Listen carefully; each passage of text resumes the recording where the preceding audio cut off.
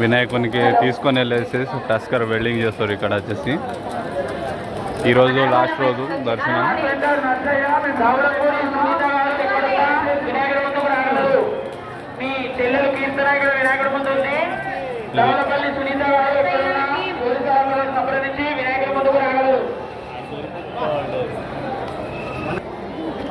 ambulance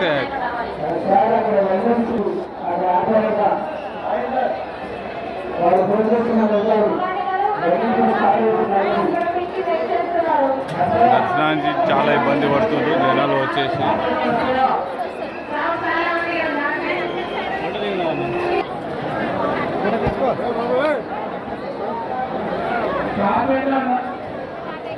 light ఎక్కువ